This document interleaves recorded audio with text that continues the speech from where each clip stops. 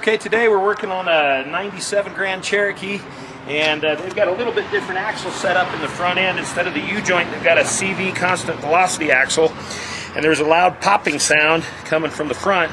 So we're putting new axle shafts in. They give you the new nut. Of course, the ABS tone ring stays on the assembly. The whole assembly comes pre-lubed with a boot, and we're going to put that together. And as a kit, they also gave new wheel bearings, so we'll put that in today. We've taken the wheel off, we've taken the brake caliper off, we've taken then the rotor off, and then there's just three 12-point 13 millimeter bolts that hold the wheel bearing assembly in. It bolts through the knuckle, and it actually is receiving in the wheel bearing assembly, and this is one unit. You don't repack bearings or repress that bearing, you just buy the new unit. So we've got that out of the way. We've pulled the old axle shaft out, which felt pretty good. Now it's just a matter of threading that back together. We've cleaned it up. We've got a missing seal, and we'll deal with that a little differently and creatively, but right now we just thread the axle shaft back into the housing, and you'll see that you got to just line it up and fit it just right.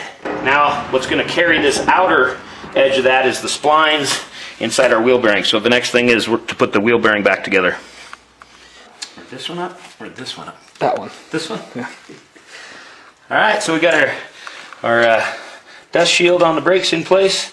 Now we're just going to thread the axle into place, and we'll get to rotate to line with the bolt slightly, and then it's a matter of threading those in.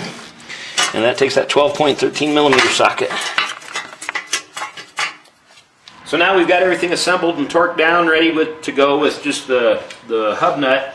On this kit, they gave you a new one that's a 36 millimeter nut, and so of course you need to make sure you have that socket.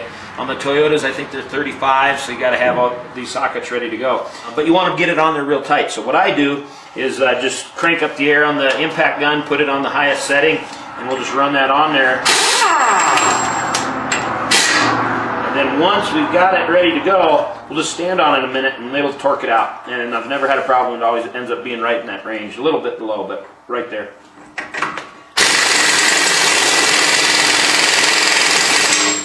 And we're on. Time for the retainer and the cotter.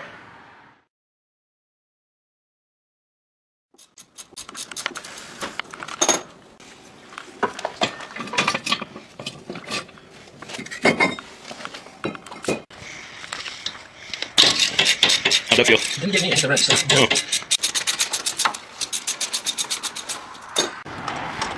And make it on the loosey. You gotta reverse it and lay on it.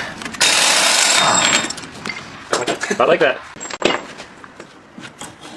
Yeah.